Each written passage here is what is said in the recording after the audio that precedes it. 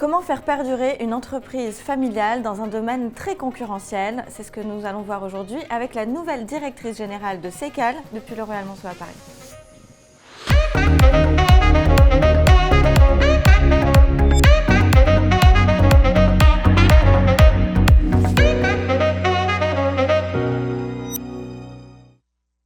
Célina Kuok, bonjour.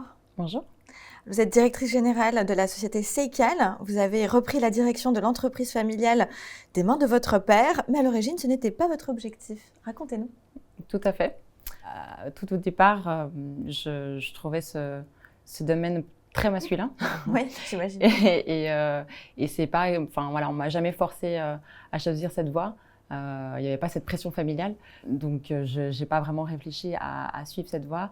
Et puis me trouvant très très féminine et je voulais absolument pas changer cet aspect de ma personnalité. Je me suis dit que voilà, j'allais faire mes preuves de mon côté.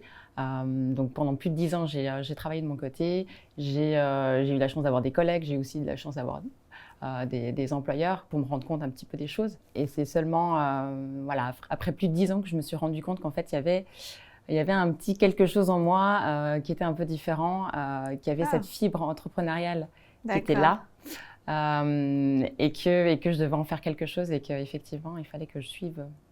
Un petit peu votre instinct d'entrepreneur. Seychelles a donc été fondée en 1989 par votre père, initialement spécialisé dans le carrelage. Quels autres produits vous proposez désormais voilà, Célina qui arrive sur le marché, qui reprend l'entreprise. Au-delà du carrelage, qu'est-ce que vous proposez donc on propose aussi de la pierre naturelle, qu'on a aussi énormément développé. Et quand je suis arrivée, c'est vrai qu'on a développé énormément le terrazzo coulé et en plaques. Okay.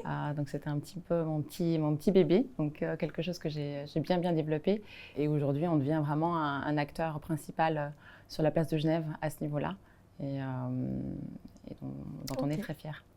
Comment vous assurez la qualité et l'innovation dans vos prestations? J'imagine qu'on doit vous regarder aussi de très près par rapport à ça. Oui, parce qu'en fait, on est dans un domaine de finition. Et oui. Donc en fait, tous les détails sont extrêmement importants.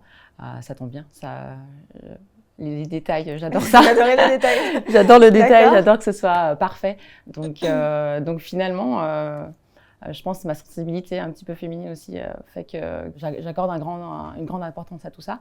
Mes équipes aussi, elles sont, voilà, je leur demande toujours d'être fières de ce qu'elles font. Et en principe, si on est fier de ce qu'on fait, le client le sera aussi. Donc voilà. Justement, parlant de clients, est-ce que vous pouvez nous partager quelques récits assez récents de clients dont vous êtes fiers et que vous pouvez nous partager? Oui, nous avons 2 grands projets phares que nous avons réalisés dernièrement.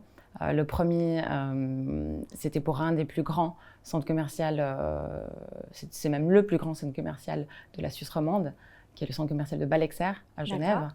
Donc, où là, nous avons réalisé plus de 14 000 m² de marbre, fourni, posé, poli sur place, 2 jours et 2 nuits, pendant plus de 2 ans et demi. Donc ça, c'était un gros challenge, surtout qu'il y a le Covid qui est venu en plus se mêler au milieu. Oui. Mais challenge relevé, les boutiques ont pu continuer à rester ouvertes et il n'y a eu vraiment aucune problématique là-dessus. Et le client, je pense qu'il est très, très content du résultat. Et un deuxième, vous avez parlé de 2? Oui, il y a un deuxième. Donc c'est récemment que nous avons réalisé pour une grande marque horlogère suisse. Où là, nous avons réalisé plus de 1500 m² de terrazzo coulé, réalisé sur site aussi par nos équipes. Donc ça, c'était aussi très challenging sur tous les espaces communs. Et puis, on a aussi fait le restaurant professionnel avec toutes des plaques sur mesure qui ont été étudiées. Et nous avons même réalisé des portes coulées en terrazzo. Le client a vu qu'il y avait 3 portes qui se retrouvaient au milieu de tout ce terrazzo et ils ont dit mais est-ce qu'on peut aussi habiller ces portes? Et j'ai dit on n'a jamais fait ça, mais pourquoi pas? Vous êtes lancé allons-y. Et le résultat est juste incroyable. Waouh! Et alors justement par rapport aux défis, est-ce qu'il y a plusieurs défis que vous rencontrez, ou en tout cas les clients qui viennent avec un certain nombre de défis à relever, et que vous arrivez visiblement à le faire avec brio, mais quels sont les leurs de défis?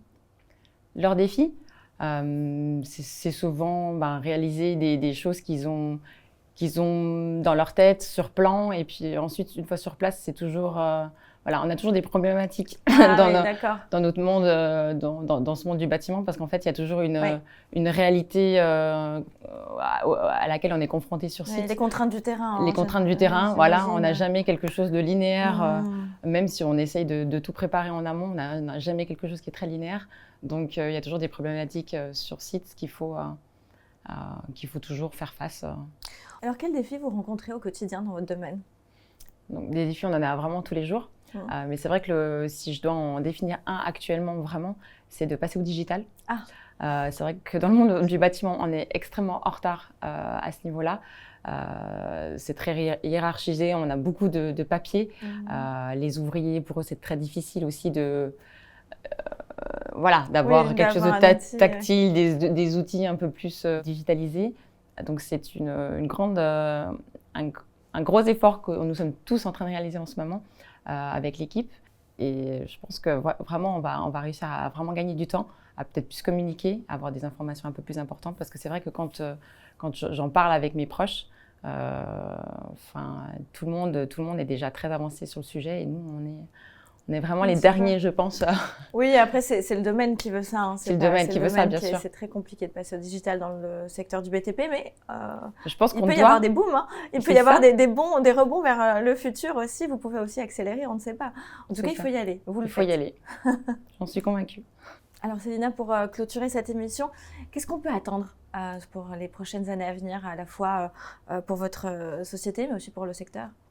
Alors, nous avons ouvert un showroom dernièrement sur Genève, qui rencontre déjà un grand succès, en fait, où on peut accueillir nos clients dans cet espace très cosy, où on leur propose beaucoup de terrazzo, de la pierre naturelle, et on essaye vraiment de les accompagner sur le projet, de personnaliser un maximum déjà en amont, et puis de réfléchir aux problématiques que nous pourrions avoir. Et donc, c'est peut-être d'avoir cet aspect plus proche du client. Donc vraiment rencontrer les clients en amont, être plus proche d'eux, réaliser un petit peu leur projet qui est un peu leur rêve. Et ça, c'est un peu ce dont on a envie, vraiment d'être proche de nos clients et de proposer des matériaux peut-être plus durables aussi, qui sont importants pour le futur. Merci beaucoup Célina pour cet échange, merci infiniment, je vous remercie également. Je vous dis à très bientôt pour une prochaine émission sur Forbes.fr.